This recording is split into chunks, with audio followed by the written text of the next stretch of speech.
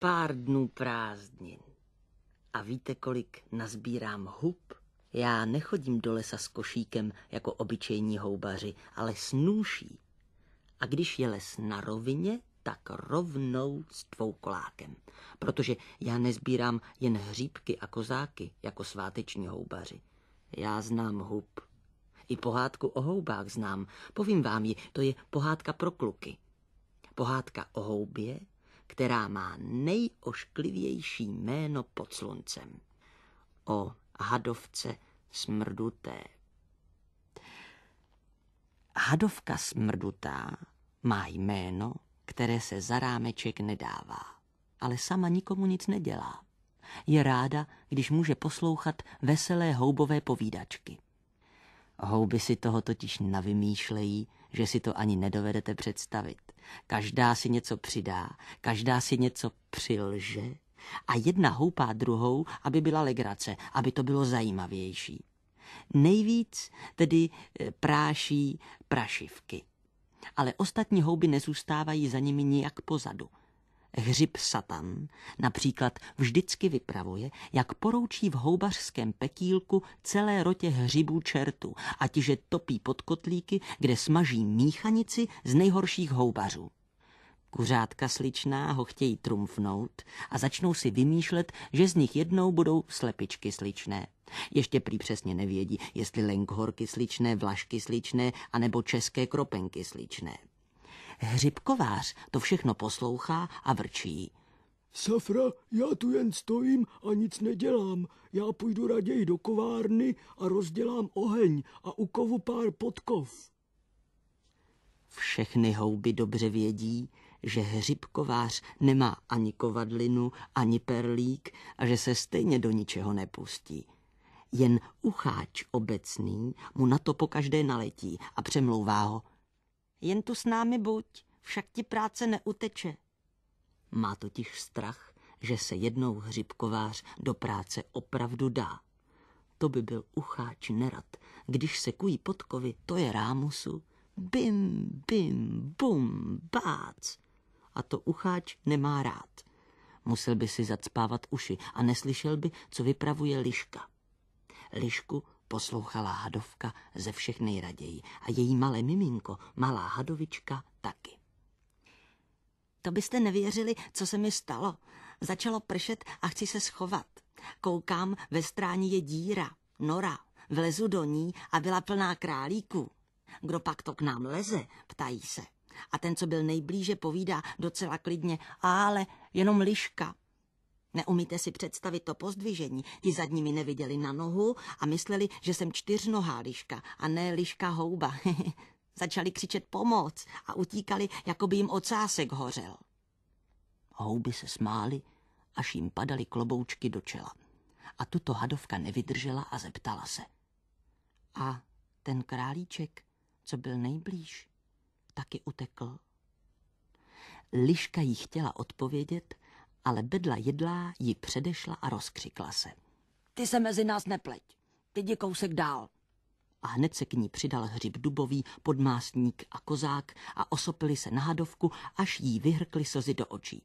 Ty taková vyprávění ani neposlouchej a jednou provždy si pamatuj, že tě mezi sebou nechceme. A hadovku mezi sebe nechtěli, protože říkali, že je podezřelého původu, protože se nerodí jako jiné houby. Hadovky se rodí z vajíčka. Skoro z takového vajíčka, jaké snáší slepice, až na to, že je kožené jako vajíčko hadí. A pak ji mezi sebe nechtěli, protože nenosila klobouk. Hříbek, bedla, kozák i jiné houby nosí klobouk, ale hadovka ne. Hadovka má zelenou lyžařskou čepici, takového skoro kulicha. Ale proč by nenosila kulicha, když jí slušel, že ano? Teď se hadovka dívala, jestli se jí někdo zastane. Ale marně, nezastal se jí nikdo. Tak vzala své malé hadovčí miminko a že půjde pryč. A ono by tak rádo vědělo, jestli ten malý králíček utekl nebo ne. Najednou však zapraskaly větvičky a hrůza hrůzoucí. Před hadovkou stanuli dva houbaři. Oba měli v rukou ukrutné košíky a ukrutánské nože a strach z nich šel až na kraj lesa.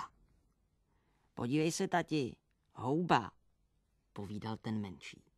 Byl sice o hodně menší než ten větší, ale byl o tolik větší než hadovka smrdutá, že z toho hadovka div neskameněla.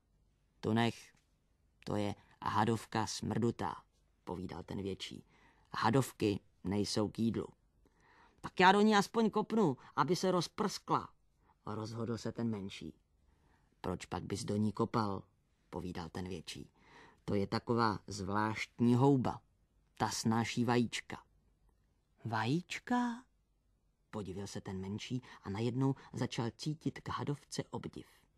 Ano, bílá kožená vajíčka a k zemi je přivazuje bílým koženým provázkem. Když do ní nekopneš, možná, že zítra tady bude. V tu chvíli vystrčil kozák hlavu z trávy a křikl. Jen do ní kopni! A hned se k němu přidal i hříbek, podmásník a bedla. Stejně je podezřelého původu, stejně nosí kulicha. Ale to jim bylo osudné. Jen je houbaři zahlédli šmik, šmik, šmik a už je měli v tom ukrutném košíku. A teprve pak šli dál. A teprve pak se hadovka dostala mezi houby. Liška jí totiž povídala. Ty, hadovko, měla bys do zítřka snést vajíčko, jistě se na ně přijdou podívat. Tak, přidal se kovář. A snes ho tady, ať to vidíme taky, to se hned tak nevidí, že ne? Obrátil se na ostatní houby. Ovšem, že ano, souhlasila kuřátka sličná. Aspoň uvidíme, jak se to dělá. Až nás budou slepičky sličné, budeme muset snést vajec, že to nikdo neunese. A abych nezapomněla, obrátila se na ní Liška. Ten králíček, co byl nejblíž, utekl taky. Asi se lek toho, jak se ti druzí polekali. Rozesmálo se hadovčí miminko a smálo se tak, že to nakazilo i všechny ostatní houby. Smálo se tak, že to slyšeli i králíci. Přihopkali a ptali se. Čemu se smějete? Ale houby jen hi, ha, ha, ha, he a kloudného slova z nich nedostali. Králíci na ně chvíli koukali, ale pak je to omrzelo a šli po svých. Bláznivé houby, smějí se a vůbec nevědí čemu. Vyprávějí si dodnes ušáci po celém lese.